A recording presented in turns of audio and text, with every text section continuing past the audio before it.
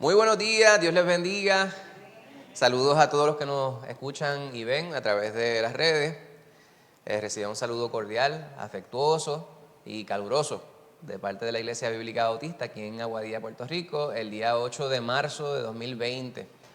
Reciban una bendición especial de este que les habla, James Rivera, y del pastor de la iglesia, Tito Ortega. En esta mañana vamos a estar considerando el segundo estudio en el tema que comenzáramos la semana pasada, vocabulario santo, entendiendo el lenguaje de la fe. Y hoy vamos a hablar sobre la palabra perdido.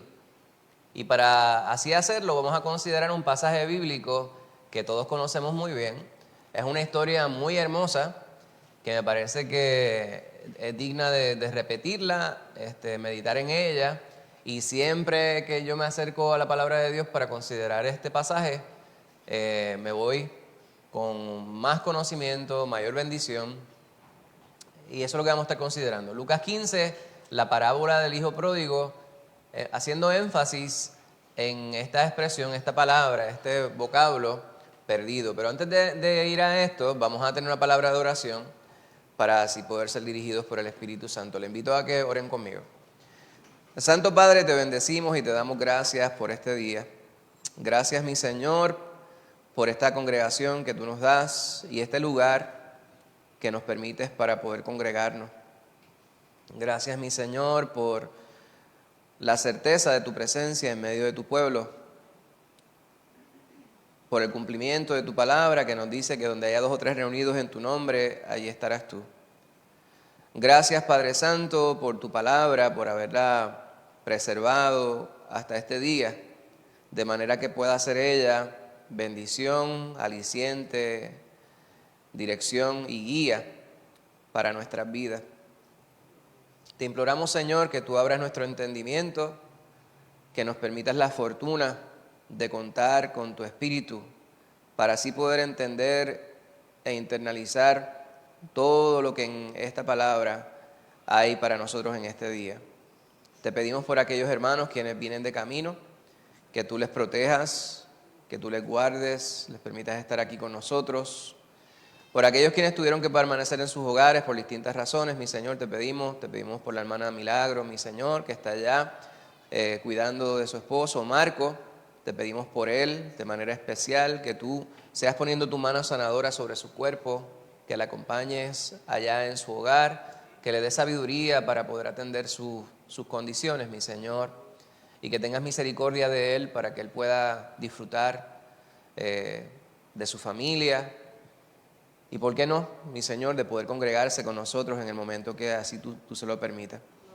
Te pedimos por Lisa, mi Señor, que está afectada de la cintura. Te pido, Padre Santo, que tú poses tu mano sobre ella, le permitas la sabiduría también de poder hacer las cosas bien, de no hacer desarreglos. Y por cualquier otro hermano, mi Señor, que esté enfermo en este día, por aquellos quienes están aquí presentes y puedan tener alguna afección, te pedimos por ello. Ahora te imploramos, Señor, que nos acompañes en este servicio, que es un culto que dedicamos a ti, mi Señor. Te lo pedimos todo dándote gracias en el nombre de Cristo Jesús. Amén. Se pueden sentar. Perdido. ¿A usted alguna vez se le ha perdido algo? Cuando yo a veces pienso eso, ¿a usted se le ha perdido algo? Yo pienso en mi mamá, cuando yo era muchacho y no me portaba bien, me decía, ¿estás buscando lo que no se te ha perdido? Así le decían a usted también, Ita. O sea, que usted era tremendita como yo. Buscaba todos los días. Pues así me decía mi mamá. Estás buscando lo que no se te ha perdido. En el caso de la palabra de Dios, cuando se habla de perdido, se habla de aquel que ha perdido su rumbo. La intención original de Dios era que toda su creación, y en particular la humanidad, se pudiera encontrar con Él. Dios siempre está en el mismo sitio. Está sentado sobre su trono. Sin embargo, la palabra nos habla sobre este tremendo misterio de la omnipresencia de Dios, ¿verdad? Dios está en todos los lugares. Cristo Jesús, como orábamos ahorita, dijo, donde haya 2 o 3 reunidos en mi nombre, ahí estaré yo. Cristo Jesús es Dios. Él se hace evidente cuando nosotros estamos buscando su presencia, pero el hecho de que nosotros no busquemos su presencia no quiere decir que Él no esté. Él siempre está. Los que muchas veces no podemos identificar su presencia y su localización, que es en todos lugares, somos nosotros. Particularmente cuando estamos sin rumbo, perdidos, ¿verdad? A veces usted dice, se me perdieron las llaves. ¿Cuánto a ustedes les pasa eso a menudo? Yo estoy bien preocupado, ¿verdad? Por mi memoria. Yo les he comentado, yo a veces salgo de mi oficina en la casa, estoy trabajando. Ayer era un día que esto me pasa bien a menudo. Me levanto del escritorio y tengo los espejuelos en la mano. Por eso a veces me ven, llegaron ayer a llevar las nenas a casa de la actividad esa de damas. Y yo me quedo con los espejuelos en la mano y el bolígrafo en la otra mano, porque si los suelto, después no los encuentro. De hecho, hay veces que usted dice, ¿dónde dejé los espejuelos? Los tengo aquí trepados y ahí no me los pongo aquí porque se me pierden. Los tengo aquí, o si ando con una camiseta, aquí pegado al cuello. Pues, bien a menudo. Y a veces yo pienso, hay ciertas cosas que a veces no aparecen. Hay un lugar donde van a dar las cosas que se pierden, ¿verdad? Tiene que haber un sitio en el universo donde van a parar todas esas cosas, porque se pierden tantas. Pero que se te pierda algo físico, pues a veces no es tan problemático. Algunas cosas sí, pues a veces son cosas que tienen algún valor sentimental. Yo les he hablado de una foto que aparece en un anuario de cuando yo estaba en 6º grado. Yo quisiera dar con ese anuario, no lo encuentro porque quisiera reproducir una foto que está allí y no doy con ese anuario. Yo no sé dónde estará, Lisa me asegura que tiene que estar en una de las cajas. Uno se muda y a veces hay cajas que uno nunca abre. Yo no sé dónde están las cajas que nunca hemos abierto. Quizás era de esas cajas que yo decía, si yo iba sin abrir tanto tiempo, déjame tirarle al zafacón. Yo no sé. Pero las cosas se pierden. Y si es físico, puede que tenga un valor sentimental. Eso es doloroso. Sin embargo, no hay una pérdida más grande que la pérdida del alma. Y todos entendemos lo que quiere decir eso. Y de eso vamos a estar hablando en esta mañana. Perdido. Cada uno de nosotros, antes de recibir a Cristo Jesús, andábamos así, perdidos. La palabra de Dios, en esta historia que narra Cristo Jesús, hay una serie de parábolas que se narran aquí en esta parte del Evangelio según San Lucas. Y esta es una que es muy conocida, la parábola del hijo pródigo. Pródigo significa malversador, gastón. Cuando hay gente que tiene, la semana pasada yo les decía, cuando estábamos dando la introducción para la asignación para el día de hoy, decíamos, pródigo es aquel que tiene un poquito de chavo y le pican las manos, así decía mami. Mami dice, le pican las manos, si tiene 2 o 3 pesos, rápido le pican las manos y los quiere gastar. Hay gente que es así. Pues eso es ser pródigo. Cuando no se establecen prioridades respecto a cómo se invierte o se utiliza el dinero. Pues esta historia pudiera muy bien ser considerada una alegoría, ¿verdad? Nosotros hemos definido lo que es una alegoría. Las alegorías son estas metáforas extendidas. Una metáfora es una comparación entre 2 cosas disímiles de manera indirecta. Pues cuando usted hace una historia y cada uno de los elementos más importantes o sobresalientes dentro de la historia representan otra cosa más allá de lo que son en lo literal, pues eso se puede considerar una alegoría. Las parábolas, hemos definido en otras ocasiones, son historias que aparecen en la palabra de Dios cuya intención es presentar una lección. Era una forma de nuestro Señor alcanzar las mentes y los corazones de aquellas personas quienes les escuchaban con ideas con las cuales ellos se podían identificar, ¿verdad? Y obviamente la intención principal dentro de las parábolas era presentar una lección espiritual. Pues esta parábola es bien importante y nos ayuda a identificar, a definir, a internalizar lo que significa estar perdido. Estoy seguro que aquellas personas quienes nos escuchan a través de las redes pudieran estar preguntándose cuál es la diferencia entre el ser salvo y el no ser salvo dentro del argot de lo que del cristianismo. La semana pasada estábamos hablando sobre cómo es que las personas dentro de distintas culturas y subculturas a veces tienen unas palabras que las entienden mejor dentro de su grupo. Y muchas personas, la semana pasada estábamos hablando de ¿cuál palabra? La palabra santo. Estábamos hablando de la palabra santo, circunscrito a la palabra de Dios en Isaías 40. Pues la santidad estábamos hablando que era cómo es que Dios se define mejor desde la perspectiva de Dios. Dios es santo porque es superior, es especial, es diferente a todo lo demás. Sin embargo, nosotros también estamos llamados a ser santos. Nosotros estamos puestos para ser utilizados por Dios. Somos para su uso exclusivo. Somos separados. Ahí tiene que ver la santidad. Pues en definir estas palabras dijimos que puede que alguien pueda tener un entendimiento respecto a lo que significa una palabra de una manera general. Pero dentro del argot, dentro de la manera especializada que se utilizan las palabras en distintos grupos, pues hay un enfoque particular, especial, específico. La palabra que estamos considerando, perdido, pues es contrario a ser salvo. Y este es el detalle que muchas personas a veces no entienden o quisieran entender cómo es que nosotros la utilizamos. La salvación es más que simplemente ser una persona que pertenece a la iglesia. Hay personas quienes dicen, las personas quienes están en la iglesia, los religiosos, pues el ser religioso o estar en la iglesia no significa que somos salvos. Y cuando decimos que somos salvos, es que tenemos la certeza de que nuestra alma, que es la parte más importante de nuestro ser, va a morar eternamente con Dios en Cristo Jesús. Esa es nuestra certeza, ¿verdad? Y hay un problema que tienen las personas es que no saben en qué dirección mirar respecto a cómo se define o cómo se alcanza esto de lo cual estamos hablando. ¿Verdad? Iré a la iglesia católica, iré a la iglesia presbiteriana, iré a reunirme con los testigos de Jehová, iré a los discípulos de Cristo, estaré con los adventistas, estaré con los bautistas. Es la pregunta que muchas personas se formulan.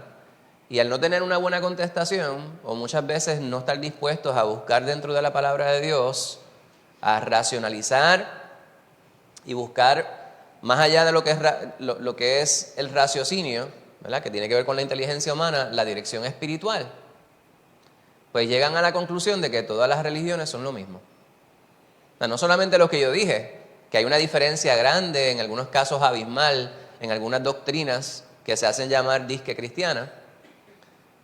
Pudieran pensar que hasta el shintoísmo, el zoroastrismo, el islam pudieran ser lo mismo que el cristianismo. No todo es igual. Pues la salvación la acabamos de definir, que es el poder morar eternamente nuestra alma con Dios en Cristo Jesús. Ahora, la pregunta es ¿cómo alcanzamos la salvación? Para los que participamos de la comunión de la iglesia, para los que estamos en Cristo Jesús, pues pudiera parecer sencillo el poder explicar cómo es que se alcanza la salvación, porque realmente lo es. La palabra de Dios nos dice que la salvación es por gracia, por fe, ¿verdad? No por obras, para que nadie se gloríe. O sea, no hay gloria individual en alcanzar la salvación porque nosotros no hicimos nada para ser salvo. Quien hizo todo fue Cristo Jesús. Cristo Jesús murió en la cruz para poder llevar en sí nuestra carga, nuestro pecado que nos alejaba de Dios. Ahora, para nosotros poder participar de la salvación en Cristo Jesús, tenemos primero que reconocer que somos pecadores. O sea, hay que echar el orgullo a un lado y decir, yo soy un vil pecador. Yo reconozco que si yo me muero hoy, yo me voy directo para el infierno. Eso es lo que hay que reconocer. Hay personas a quienes les resulta malsonante este detalle, ¿verdad? Que es una acusación que hacemos desde acá para allá. Es un reconocimiento que tenemos que hacer porque quien primero estaba allí era yo. Y cada uno de los hermanos que están en la iglesia debería poder decir lo mismo. Primer pecador era yo. Si yo no reconocía que yo era pecador y no dejo de ser pecador por ser salvo, o sea, no dejo de pecar por ser salvo. Si yo no reconocía que yo era pecador, pues no había forma de que Cristo Jesús borrara mis pecados porque yo tengo primero que reconocer que tengo pecado. Ahora, luego de yo reconocer que soy pecador, me tengo que arrepentir de mis pecados. Arrepentir significa dar la media vuelta. O sea, dar un giro y mirar en la dirección contraria a la cual tú ibas espiritualmente hablando. Estoy pecando, pues yo quiero no pecar más. Ese es el arrepentimiento verdadero. No es, me arrepiento por haberlo hecho porque mira que me di una artera y ahora lo que tengo es un dolor de estómago terrible. Me arrepiento de haberme comido aquel mondongo. Eso es pasajero. Mañana cuando se me quite el empache, me como otro plato de mondongo. Ese no es el verdadero arrepentimiento. El verdadero arrepentimiento es cuando sabemos que hicimos algo mal, que no nos conviene, ofendió a Dios y de ahora en adelante no lo voy a hacer más. Ese es el arrepentimiento verdadero. Ahora, con eso yo no soy salvo. Eso está bien. Tengo que más allá de eso acogerme al plan de salvación de Dios, que es uno solo. No se alcanza la salvación por cualquier medio. Hay un solo medio. Juan 14:6 dice, yo soy el camino, la verdad y la vida. Nadie viene al Padre sino por mí. Eso lo dice Cristo Jesús. Y Pablo, en su carta a los Romanos, dice que para que nosotros podamos ser salvos, tenemos que reconocer a Cristo Jesús como Hijo de Dios y tenemos que confesarle con nuestra boca. Eso es lo que tenemos que hacer. Yo me arrepiento, decido no volver a pecar, reconozco que Cristo Jesús es el Hijo de Dios y le confieso como mi único y suficiente Salvador. En ese momento, dice Juan, el capítulo 1, que venimos a ser hechos hijos de Dios. Hay lugares donde dicen que todas las personas son hijos de Dios. Y dentro del marco de la parábola que vamos a considerar hoy, algunas personas han malentendido este preciso punto al cual me estoy refiriendo ahora. Como en la parábola el individuo que representa al padre del muchacho que se va, según Richie Ray y Bobby Cruz, Juan, dijo Juan un día a su papá, dame lo mío, no quiero esperar. Yo me voy para la gran ciudad, quiero la vida gozar. Pues Richie Ray y Bobby Cruz plasmaron esta parábola bastante bien en aquella canción. Yo creo que ellos la habían compuesto antes de convertirse. No estoy seguro. ¿O estaban ahí? Era testimonio de su conversión. Pues está bastante bien adaptado. Ahora, en la parábola no tiene nombre. El nombre de ese hijo pródigo era James.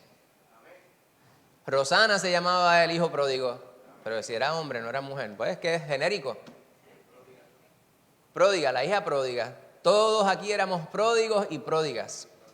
Ahora, como el Padre representaba al Padre Celestial y el Hijo representaba toda la humanidad, hay personas quienes dicen, todos somos hijos de Dios. Juan, no el de la canción de Richie Ray y Bobby Cruz, sino el apóstol, el discípulo amado, era pródigo. Y él dice, a los suyos vino, mas los suyos no le recibieron, pero a todos los que le recibieron, les dio potestad de ser hechos hijos de Dios. Esos, los que recibieron a Cristo Jesús. Pues esa es la salvación. Lo contrario es la perdición. Vamos a ver dentro de la palabra de Dios qué es lo que significa esto, ¿verdad? Y aquí esta verdad, esta idea central, me parece que está plasmada muy bien. Esa palabra que tiene muchas sílabas. Irremediablemente. Es una palabra bien fuerte, ¿verdad? ¿Qué significa irremediablemente? No tiene remedio. Qué horrible eso, ¿verdad? Usted va allá, lleva su carro al mecánico. Usted le dice, bueno, ¿qué podemos hacer? Ese carro no prende. Y el mecánico le dice, mire, mejor cómprese otro carro. Es más lo que usted va a gastar tratando de arreglar este carro, pero la realidad es que no tiene remedio. Hay que reemplazarle el motor. Tenía un carro así, una vez se desvieló o la transmisión. Ay, Dios mío. Pues, y hubo que cambiarle el motor. Me dijeron, reparar ese motor no vale la pena. Ponle otro motor. No tiene remedio el motor. Pues el motor es una cosa y obviamente nadie quiere quedarse a pie, sobre todo aquí en Puerto Rico, que usted para ir a hacer cualquier diligencia necesita poder transportarse en algún vehículo. Aquí en Puerto Rico no hay eso de un servicio de transportación colectiva que valga la pena, pero eso es otro tema. No tiene remedio. O cuando usted vaya al médico, hay ciertas cosas que usted dice, voy a ver cómo se resuelve esta condición que yo tengo. Aquí hay una situación que no tiene remedio. El pastor tiene que resolver eso pronto, pastor. Pero como no tiene remedio, y el médico le dice, lamento decirle, es cuestión de mantenimiento para ver si le alargamos un poquito la vida, porque su condición de salud no tiene remedio. Eso no es bueno, ¿verdad? Son las condiciones esas que llaman terminales. Eso es triste. Pero algo más triste todavía es estar sin Cristo. Estar sin Cristo. El que muere sin Cristo, y ahí es donde está el asunto de cómo hablamos nosotros los que somos cristianos. No es que nosotros hablamos de la manera que hablamos porque somos cristianos, sino porque nosotros nos acogemos a la palabra y mientras más usted se llena el corazón de la palabra de Dios, va esto a quedar reflejado en cómo nosotros hablamos. Pues nosotros entendemos lo que significa estar perdido. Hay remedio para la perdición. Hay tiempo. El tiempo hoy. Hoy es el día aceptable para recibir a Cristo Jesús. Hay mucha gente que pudiera estar escuchándonos a través de las redes que piensen que por el hecho de que van a la iglesia o dicen que creen en Dios, eso es suficiente. Yo les recomiendo que lean la palabra, escuchen lo que hemos hablado ya. Yo creo que ya hemos presentado el plan de salvación en el poco tiempo que llevamos reunidos ya en esta mañana y tomen una decisión. Porque puede que el día de hoy sea el último día que nos quede de vida. La palabra de Dios nos habla de que Cristo Jesús vendrá y todo ojo le verá. Sin embargo, es probable que algunas personas digan, como decía el pastor el otro día, pues muchas de las cosas que aparecen en la palabra de Dios como señales de que Cristo Jesús volverá, todavía no se acaban de cumplir. Eso puede que sea cierto. Sin embargo, nosotros no sabemos cuánto tiempo nos queda a cada uno de nosotros en lo individual. Y puede que tú estés escuchándome y estés asistiendo a una iglesia o hayas hecho tu confirmación si eres católico y tú pienses que ya todo está resuelto. Sin embargo, puede que haya otros quienes digan, yo realmente no sé, no estoy seguro. Pues te aconsejo que nos escuches, vayas a tu palabra, escudriñes en los pasajes que yo acabo de mencionar para que veas cuál es el plan que Dios tiene para ti y puedas sobreponerte a la condición en la cual nos encontrábamos todos en algún momento. Perdidos, sin Cristo, sin esperanza de salvación. El que está sin Cristo está perdido. La idea central no necesariamente es muy alentadora. Yo creo que está así con un propósito, ¿verdad? Yo no estoy de acuerdo de manera absoluta con lo que está ahí, porque si estás sin Cristo hoy, después de escuchar lo que te estamos diciendo, puedes tener a Cristo ya, y ya tienes remedio. Pues ¿cuál es el remedio a estar sin Cristo? Pues estar con Cristo. Pero si te mueres sin Cristo, esa es la parte triste. Pues en esta porción, como estuviéramos hablando, es una de las parábolas que Cristo Jesús presenta para poder explicarle a aquellos quienes le escuchaban cuál es la condición en la cual se encuentra toda la humanidad y cuál es la solución que Dios presenta para ello. Vamos a ir directamente a esta parábola y quisiera que ustedes, como todos conocemos la parábola, comenten, pregunten, inquieran. Vamos a ir a la primera porción en Lucas 15, versículos 11 al 14. ¿Quién va a leer esa porción? Hermana Rosana, por favor. Gracias. Dice así: también dijo, un hombre tenía 2 hijos, y el menor de ellos dijo a su padre, Padre, dame la parte de los bienes que me corresponde, y les repartió los bienes. No muchos días después, juntándolo todo el hijo menor, se fue lejos a una provincia apartada, y allí desperdició sus bienes viviendo perdidamente. Y cuando todo lo hubo malgastado, vino una gran hambre en aquella provincia y comenzó a faltarle. Bendito sea Cristo Jesús. Los versículos que anteceden esta porción que leyera mi hermana Rosana hablan sobre el contexto dentro del cual Cristo Jesús expresó estas palabras. Dice los primeros versículos allá, dice, se acercaron a Jesús todos los publicanos y pecadores para oírle. Y los fariseos y los escribas murmuraron diciendo, este a los pecadores recibe y con ellos come. Entonces él les refirió esta parábola. Hay muchas personas quienes pretenden juzgarnos por las cosas que ellos ven de manera superficial. Quieren juzgar el libro por la cubierta. Y hay muchas personas quienes llegan a ciertas conclusiones sin saber toda la historia. Pues estos individuos, estos fariseos y escribas, eran estos individuos legalistas, ¿verdad? Que muchos de ellos se pavoneaban de ser los más puros, los más santos, los más pulcros, porque cumplían con unos preceptos litúrgicos o de la ley. Y ellos pensaban que eso le daba cierto estatus. Y la realidad es que sí lo hacía, ¿verdad? Las personas los veían y decían, esos son los líderes de la iglesia, los líderes de lo espiritual.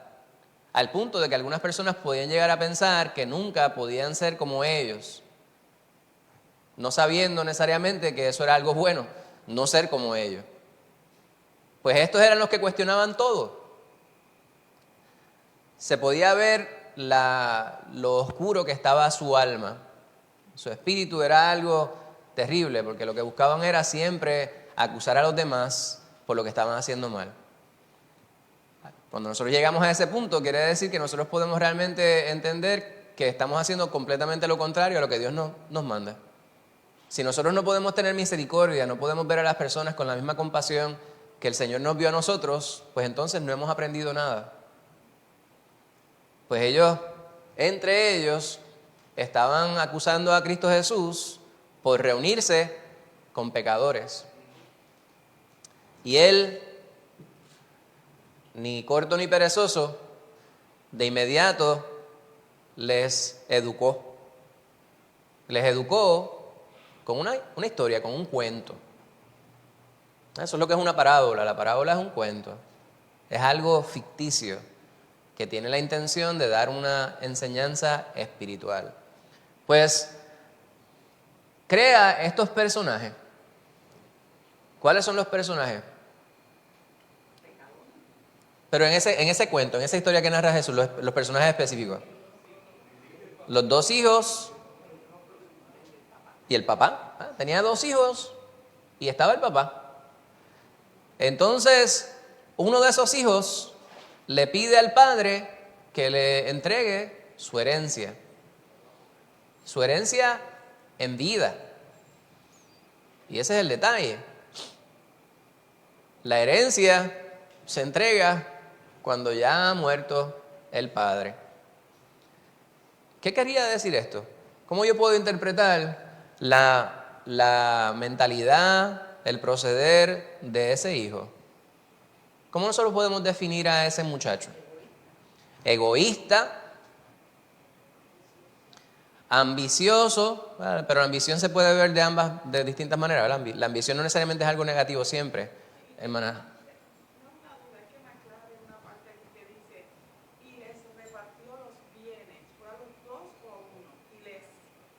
Y les repartió los bienes. Dice, Padre, dame la parte de los bienes que me corresponde. Y les repartió los bienes. Esta ha sido una pregunta, pero sí, hay personas quienes llegan a la conclusión de que el Padre le entregó a ambos lo que les pertenecía. ¿Verdad? Porque si él iba a dar la herencia, pues hay personas que han entrado al asunto cultural, ¿verdad? Que se podía hacer de ambas maneras. Había personas quienes antes de morir, para que no hubiera un problema de bienes gananciales, sobre todo cuando tenían mucho, le entregaban a sus hijos para que ellos pudieran hacerse cargo de todos esos bienes que poseían, y él pues, se quedaba viviendo con ellos, pero ellos eran las personas quienes estaban a cargo. Y esta es una de las contestaciones, pero la observación es que cuando dice les, se refiere a ambos. Tenía 2 hijos para repartir herencia y se los dio a los 2. Y me parece que esa observación puntualiza algo que es bien importante, que no necesariamente es el centro que vamos a considerar, pero separa a uno de los muchachos del otro. Hubo uno que, aunque recibió su herencia, se quedó con el papá. Pudo valorar lo que tenía, no lo malgastó, se quedó con el padre y continuó en ese espacio, sometido al padre. El otro recibió lo que el padre le iba a dar y se fue. Ahora, estábamos definiendo cuál es la personalidad y cómo podemos describir a este muchacho, ¿verdad? La hermana Angie decía, pues ambicioso en lo negativo, egoísta, decía la hermana Nilda.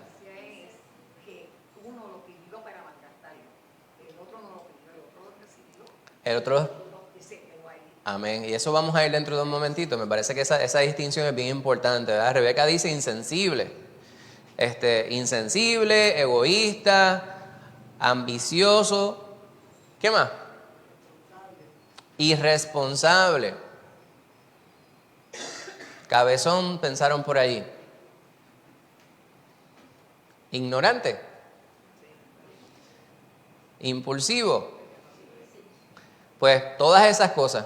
Pero todas esas cosas pudieran muy bien ser descripciones de la ignorancia que permea en el corazón, en las mentes de los jóvenes, de muchos jóvenes. Sí, yo veo también la parte de que él quería estar libre, no quería estar sometido a su padre. Sí, yo estoy repitiendo todo porque nadie está usando micrófonos hoy. Él quería estar libre, no quería estar sometido. ¿Alguien puede? ¿No hay micrófono por ahí?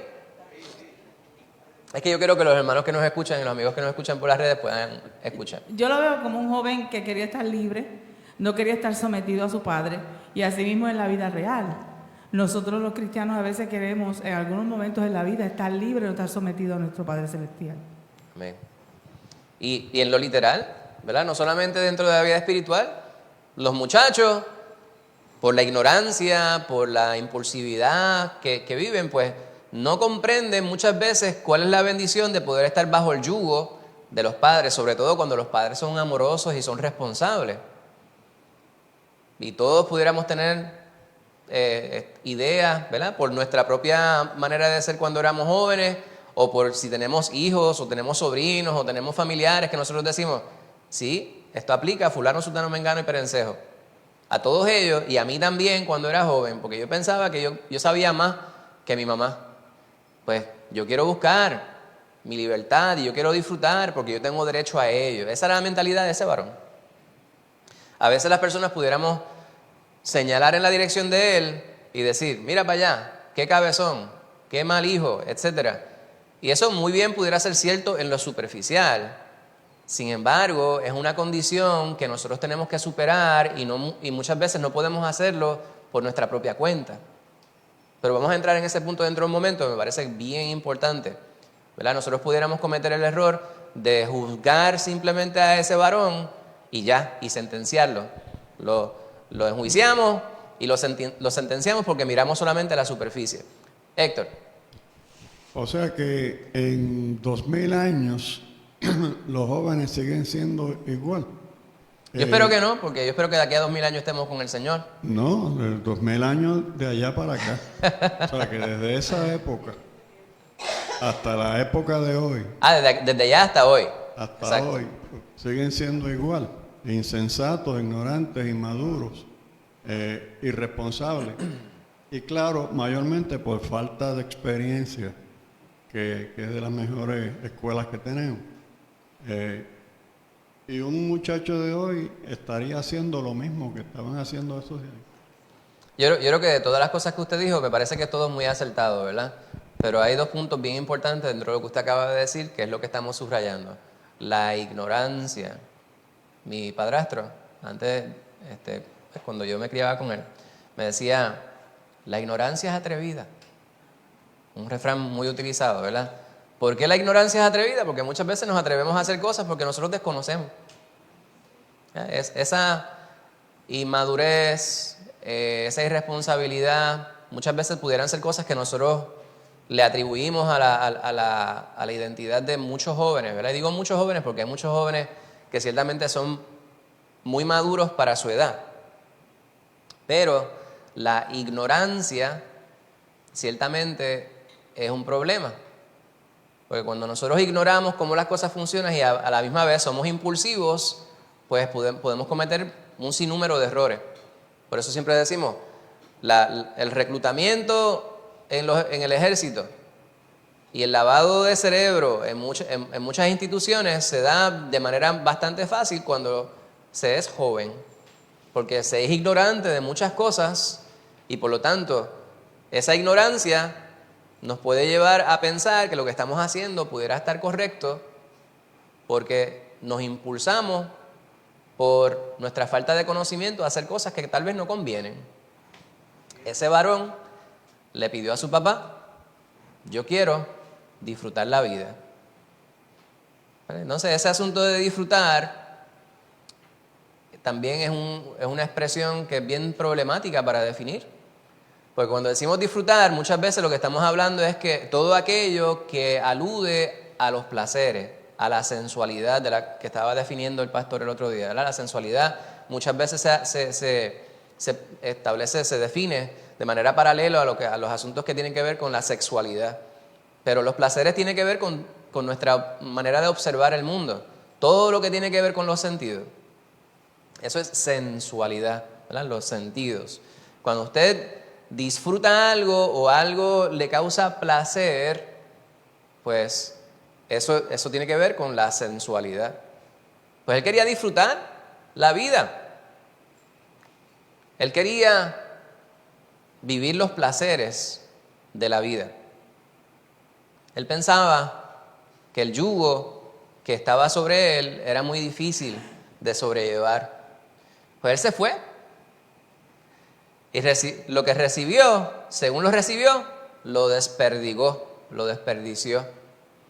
Allá, como decía Richie Ray y Bobby Cruz, quiero la vida gozar. Y Juan, allá en la gran ciudad, vino y placeres y no sé cuántas cosas más. Envidia y traición. Un día se quedó pelado Juan, el de la parábola de Richie Ray. Y lo malgastó todo. Y entraron en hambre. Vino una hambruna, una gran depresión. No una recesión como la que estamos viviendo nosotros. La gente dice, estamos viviendo una tremenda depresión. Yo nací en el 70. Aquellos quienes pudieron, estoy seguro que aquí nadie. Nadie aquí vivió la gran depresión de los 80, de los 30. Allá en los 30, la gran depresión, que la gente se comía, es que está señalando a alguien por ahí, no voy a decir a quién estaban señalando, que la gente hervía cortaban las botas en pedacitos y hervían el cuero de las botas para poder comer. Bien mala la cosa. ¿Verdad? Yo pienso a veces estas imágenes que todavía no se me quitan de la mente. Hubo una ocasión que vi una noticia de la situación que estaba viviendo en Haití. Niños chiquititos, añito y medio, sentados así en la tierra, cogiendo pedacitos de fango, de lodo, y las ponían bien finitito encima de piedras para que se secaran ahí, hacían como unas galletitas para poder echarse algo al estómago. Y eso se comían. Una gran depresión. Y comenzó a faltarle. ¿A faltarle qué? Pues los chavos. Yo quiero chavos, quiero disfrutar. Fue, y eso... todo es vanidad. ¿Verdad? Y se fue todo lo que le habían dado en un abrir y cerrar de ojos. Vamos a ir al versículo 17. 17 al 19. Alguien que lea esa porción. Hermana Nilda.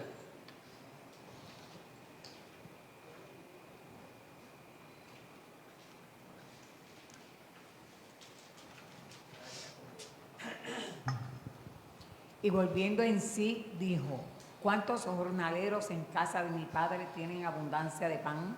Y yo aquí perezco de hambre, y me levantaré e iré a mi padre y le diré: Padre, he pecado contra el cielo y contra ti.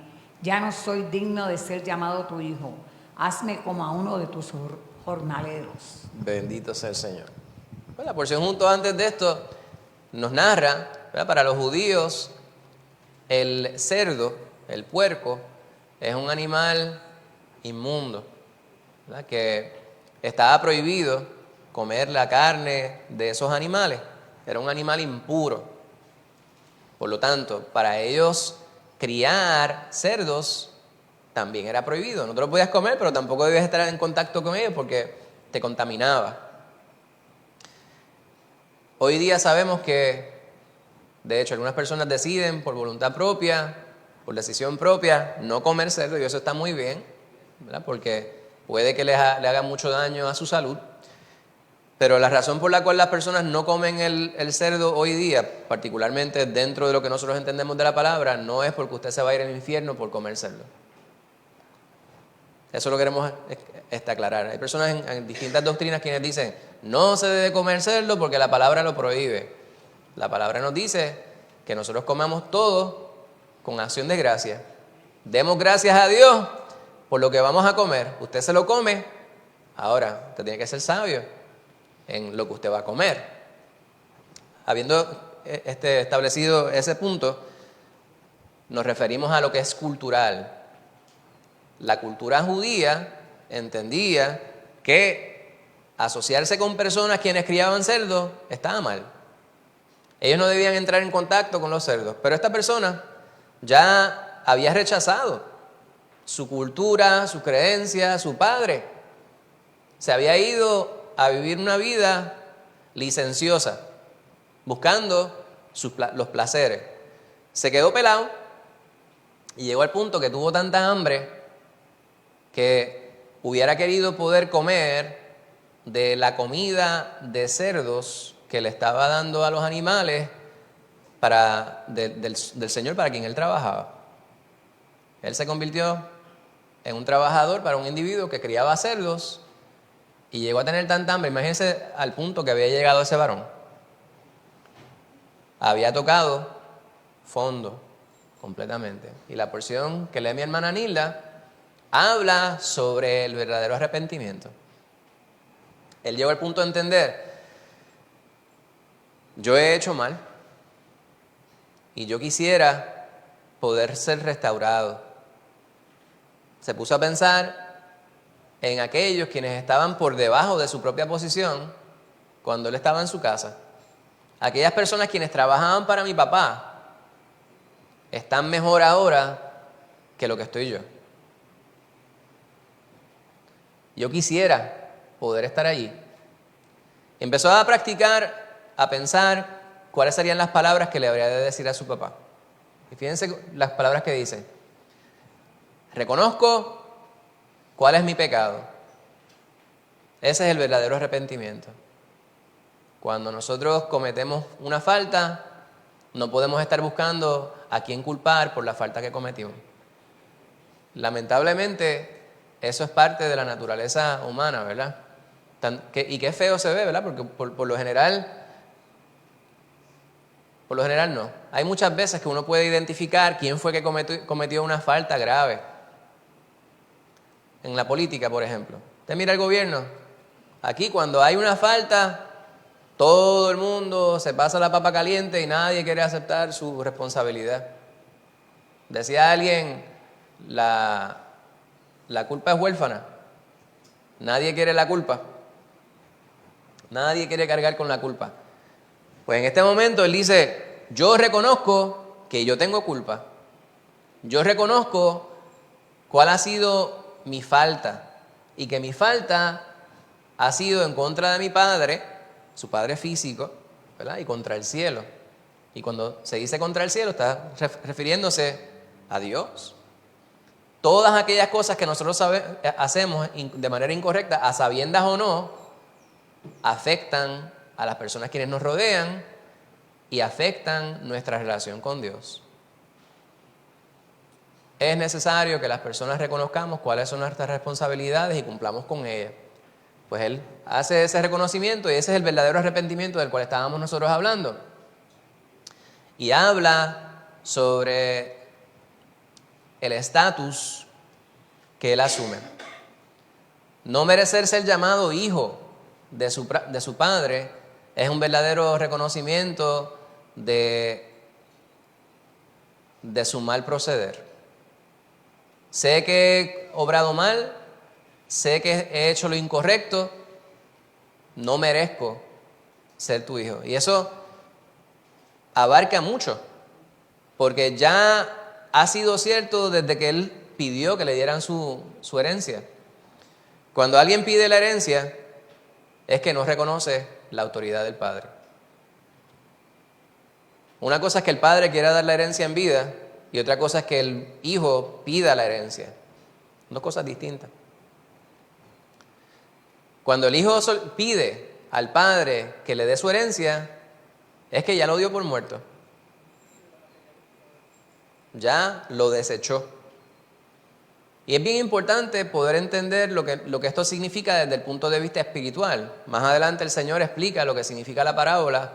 Y Dios representando a ese padre, cuando nosotros decimos que Dios no nos sirve para nada, es que ya nosotros no le reconocemos. Y así vive la humanidad. Esa es la definición de la perdición. Aquel que anda por el mundo pensando que puede valerse por sus propias fuerzas, por sus propios méritos, que él se puede salvar a sí mismo. La palabra de Dios nos dice todo lo contrario. Y luego dice, yo quisiera, dado que yo reconozco todo esto,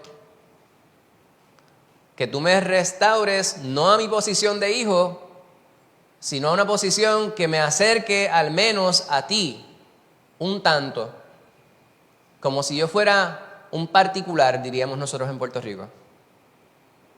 Un particular que al menos tiene algún tipo de relación contigo. Los jornaleros. Los jornaleros que trabajaban para su padre eran individuos quienes vivían bajo el cobijo, bajo la bendición, bajo la tutela de el padre de este varón. Pues ya le estaba ensayando. Y estas palabras que estaba ensayando no eran algo que simplemente era para convencer al padre, sino era lo que realmente estaba en su corazón. Ya él sabía cuál había sido su error, pero entendía que no tenía ningún tipo de remedio, pero quería intentar al menos ver si su padre, si no le restauraba a su posición de hijo, al menos si podía socorrerle, ¿verdad? Y aunque él fuera menos de lo que era antes de poder estar en la condición que se encontraba. Vamos a ver esta última porción. Leemos los versículos 20 al 24 y después quisiera recibir el insumo de cada uno de ustedes. Y levantándose vino a su padre, y cuando él estaba lejos lo vio su padre y fue movido a misericordia y corrió y se echó sobre su cuello y le besó. Y él dijo, Padre, he pecado contra el cielo y contra ti, ya no soy digno de ser llamado tu hijo. Pero el padre dijo a sus siervos: sacad el mejor vestido y vestidle, y poned un anillo en su mano y calzado en sus pies. Y traed el becerro gordo y matadlo, y comamos y hagamos fiesta, porque este es mi hijo, muerto era y ha revivido. Había perdido y es hallado, y comenzaron a regocijarse. Fíjense que él venía ensayando lo que habría de decirle a su padre. Él sabía lo que estaba muy bien en su corazón y cuál era su condición. Y allá a lo lejos, el padre le ve. Y no fue él que fue corriendo a su padre, sino fue su padre el que fue corriendo hacia él. Ahora tenemos que ver, ¿verdad?, quién es que está contando esta historia. No podemos perder de perspectiva que es Cristo Jesús mismo el que está diciendo la historia. Le está contando esta historia a los escribas y los fariseos, quienes le estaban cuestionando o estaban cuestionando en su corazón por qué era que Cristo se reunía con los pecadores. Pues los pecadores son el Hijo, quienes habían dejado al Padre. Y el Padre ciertamente es Dios. Cuando nosotros nos arrepentimos de nuestro pecado y decidimos acercarnos a Dios para que Él nos perdone, ya desde antes Él lo sabe y Él nos recibe con brazos abiertos. Fíjense que el Padre en la historia va corriendo a donde el Hijo y le abraza y le da un beso en el cuello. Lo abraza y lo besa y de inmediato lo restaura a la condición de hijo. Si bien es cierto que antes de reconocer a Cristo Jesús como Hijo de Dios y nuestro único y suficiente Salvador, nosotros no éramos hijos de Dios, cuando nosotros venimos al Padre arrepentidos, aceptando la sangre redentora de Cristo Jesús, sí venimos a hacerlo. Y esa es la parte bien importante que tenemos nosotros que comprender aquí. Todo aquel que vive sin Cristo Jesús como su Salvador está en la condición de ese varón queriendo comer de los algarrobos que le daba de comer a los cerdos. Es necesario que cada cual tome una decisión. Fíjense lo que hace el Padre. Llama a los que trabajan para Él y tres cosas que son simbólicas aquí les presenta, ¿verdad? Le da vestido, o sea, abrigo.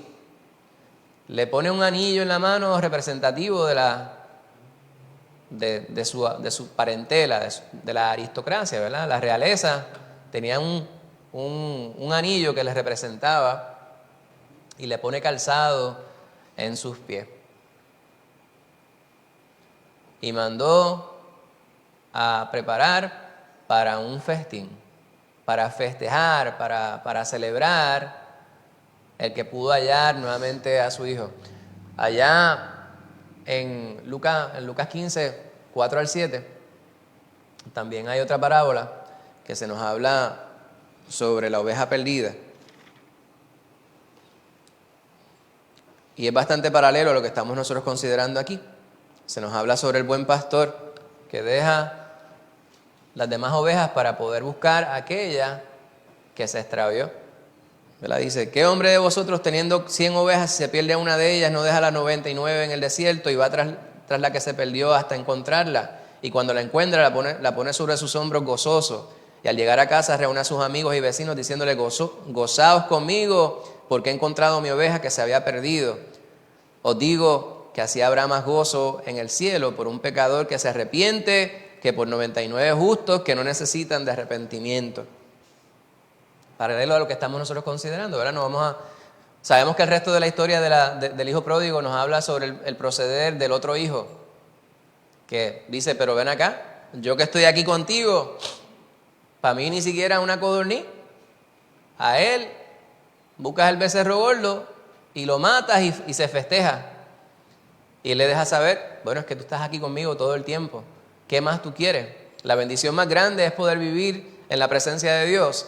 Y hay un problema grande que muchas veces pudiéramos nosotros tener, y esto se expresa en algunas instancias dentro de la juventud, ¿verdad? Porque la ignorancia es atrevida.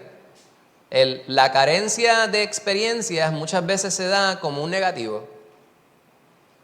No sé si usted me entiende. Hay personas quienes dicen, a veces la gente se quejan, dicen, fulano de tal predica sobre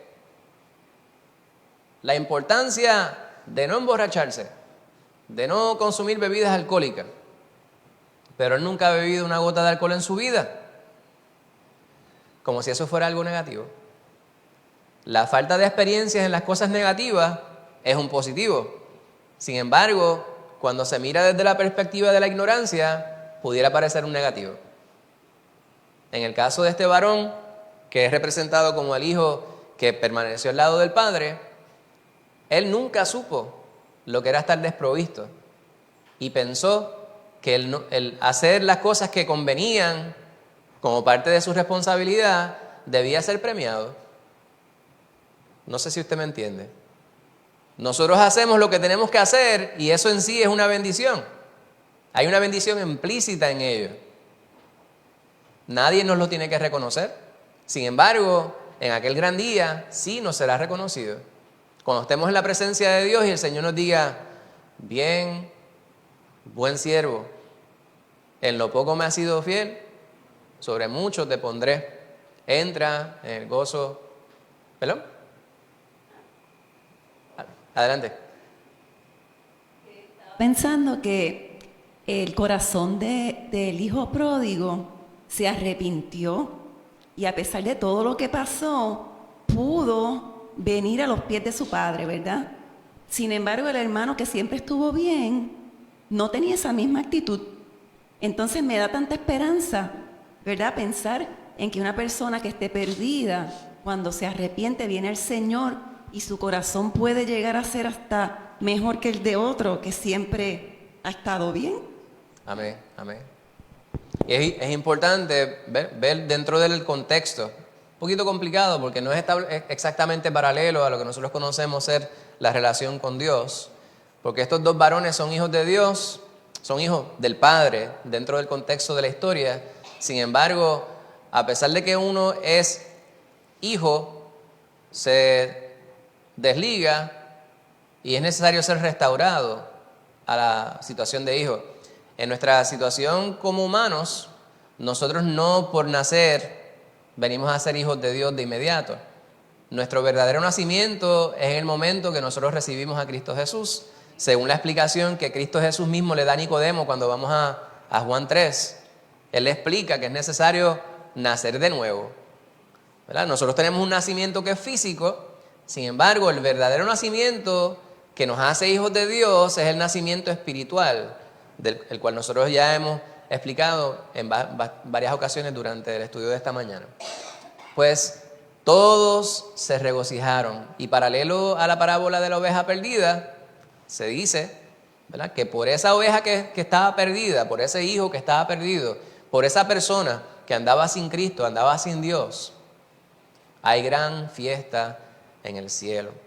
Hay un gran regocijo. Dios se regocija cada vez que una persona se arrepiente de sus pecados y se entrega a Él.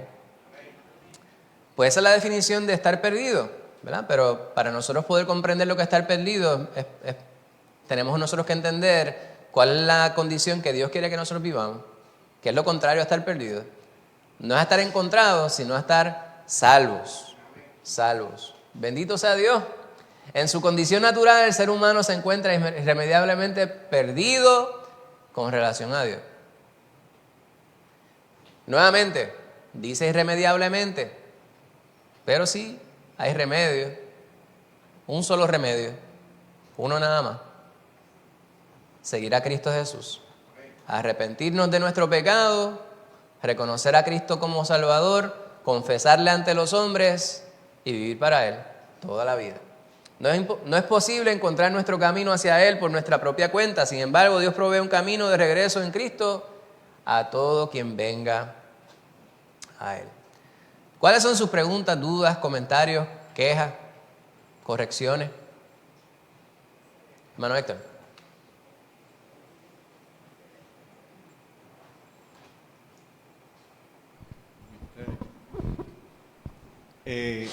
esta historia yo nunca la había entendido como la hemos discutido hoy, porque en mi concepto, en mi ignorancia, pues esto de pródigo me parecía que era algo bueno, en el sentido de que el hijo pródigo que volvió me parecía a mí que era un titán. Sin embargo, yo creo que lo estaba confundiendo con prodigioso. Con prodigio. Como era yo, ¿verdad? Un nene prodigioso.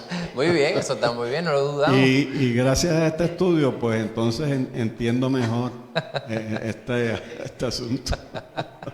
Muchas gracias, Héctor. ¿Algún otro comentario, pregunta, duda, corrección? Hermano Pablo, adelante.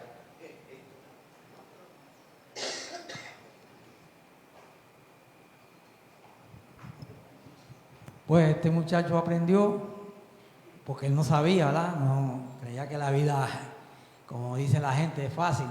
Y cuando se vio en las malas, volvió a su padre, como muchos de nosotros, ¿verdad? Que nos apartamos de nuestro Señor Jesucristo y vamos en otra dirección.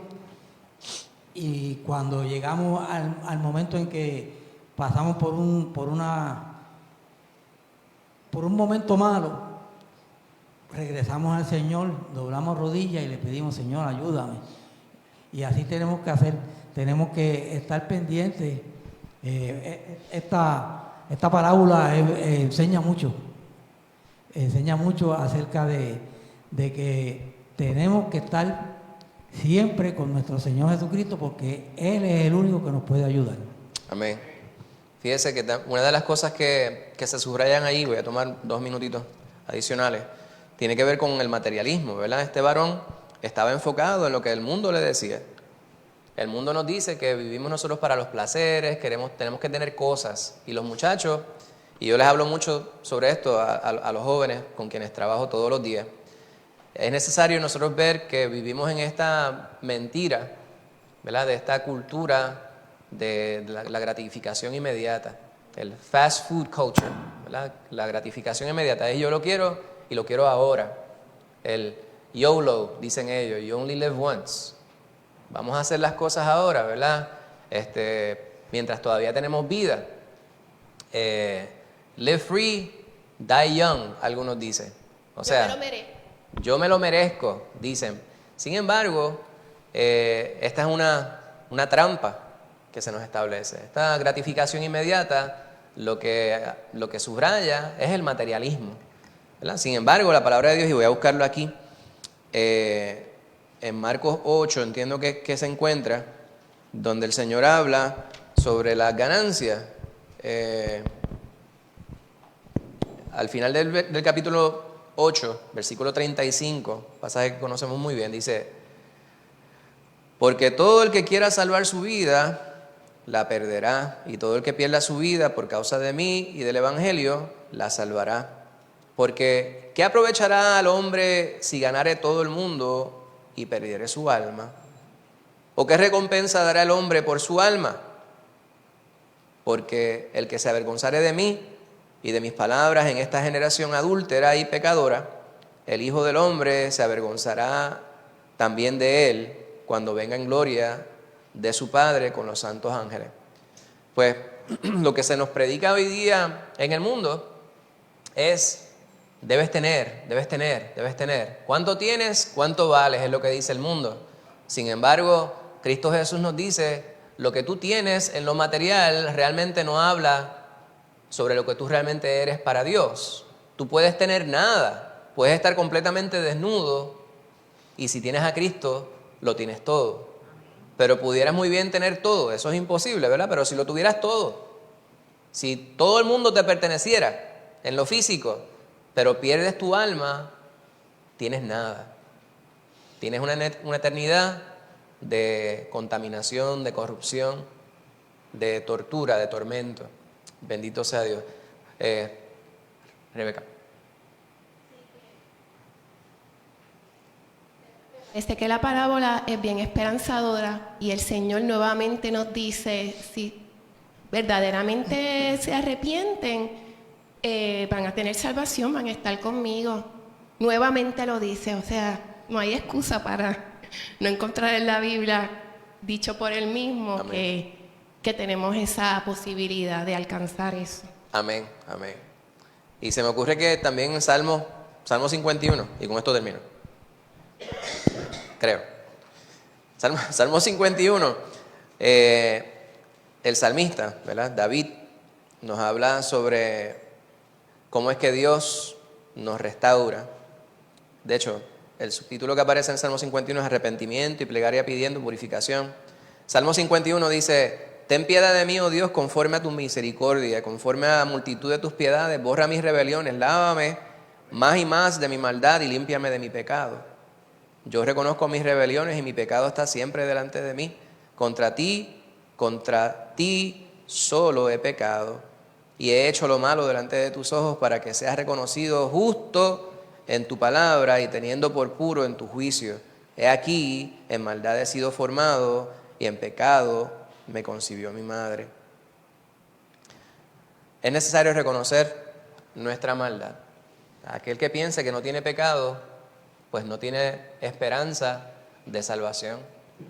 Toda la humanidad anda perdida. Si no tenemos a Cristo Jesús, no tenemos remedio. Aquellos que no hemos recibido a Cristo Jesús, tenemos aún que reconocer que cometemos falta. ¿Vale? Aunque nosotros tenemos la esperanza de poder estar eternamente con el Señor, todos los días tenemos que reconocer que parte de la naturaleza humana nos lleva a cometer errores, a faltar, y cada vez que faltamos es contra Dios que nosotros faltamos. Bendito sea Dios. Pues hemos definido ya en este estudio, en esta serie de estudios, dos palabras. Semana pasada definimos la palabra santo en contexto de Isaías 40, y hoy estuvimos hablando sobre lo que es perdido, pero me parece que la contraparte de esa palabra es mucho mejor, que es ser salvo, ¿verdad? Bendito sea Dios. La semana que viene estaremos considerando una tercera palabra. Su asignación se encuentra en Romanos 3. Vamos a estar considerando la palabra salvación, ¿verdad? Lo contrario a lo que estuvimos nosotros considerando hoy. Vocabulario santo, desempaquetando el lenguaje de la fe. Su asignación para la semana que viene, Romanos 3, 20 al 28. Y con esto damos por terminado el estudio de esta mañana, a menos que usted tenga alguna pregunta, algún comentario adicional. ¿No? Hermana Aida, adelante. Voy a leer la conclusión Adelante. de hoy. Dice: Sí, seguro que sí. al conocer más la condición perdida del hombre sin Dios, nos daremos cuenta de nuestra necesidad de gracia del Señor, lo cual debería conducirnos al arrepentimiento y a encontrar el perdón de Dios en Cristo. Dios ama, perdona, restaura a todo aquel que se arrepiente y cree en Él, pues nunca rechaza un corazón contrito y humillado. Amén. Gloria a Amén. Dios. Muchas gracias, hermana Anita, y con esto damos por concluido el estudio de la mañana. Oramos. Padre, te bendecimos y te damos gracias por tu palabra. Gracias, Padre Santo, porque cuando te conocemos, sabemos que tú primero nos has conocido a nosotros y estás en la disposición de perdonar nuestros pecados si venimos ante ti arrepentidos y humillados, Padre Santo. Gracias por tu perdón, mi Señor. Gracias porque nadie tiene que andar perdido, porque tú quieres que todos procedan al arrepentimiento. Te imploro, Padre Santo, por todos aquellos quienes andan en este día perdidos, sin aparente remedio, Padre Santo. Te imploramos como iglesia que tú ilumines sus mentes para que ellos puedan reconocer a Cristo Jesús como único y suficiente Salvador. Te pedimos por nuestros familiares, por nuestros hijos, nuestros amigos, nuestros vecinos, por todo este pueblo, mi Señor. Te pedimos por todas aquellas personas quienes han escuchado este estudio, especialmente por aquellos quienes no te conocen. Alcánzales, Padre Santo, y que puedan ellos ser lo suficientemente sensibles como para reconocer que sin ti no hay esperanza. Sin embargo, en ti hay abundancia de vida y que tú quieres ciertamente que todos procedan al arrepentimiento. Graba este estudio en nuestras mentes, mi Señor. Graba esta palabra en nuestros corazones. Y ayúdanos a todos los días a meditar en nuestra gran fortuna de tenerte, Padre Santo, como Padre. Te imploramos por aquellos quienes están enfermos, aquellos quienes no pudieron llegar. Alcánzales donde estén, mi Señor, y sé propicio a su necesidad en este día. Te pedimos por lo que resta de culto, que seas tú dirigiendo todo y ayudándonos a estar en comunión contigo y los unos con los otros. Te pedimos una bendición especial por nuestro pastor. Gracias por él, mi Señor. Dale vitalidad todos los días de su vida. Dale, mi Señor, palabra siempre, Padre amado, para esta iglesia y para todo lugar donde él se encuentre. Y en este día en especial te pedimos por la palabra que tú has puesto en su corazón. Permite que ésta fluya y ayúdanos a todos a estar pendientes, mi Señor, a estar decididos a actuar sobre la palabra que se nos impartirá en este día. En el nombre de Cristo Jesús te pedimos todas estas cosas. Amén.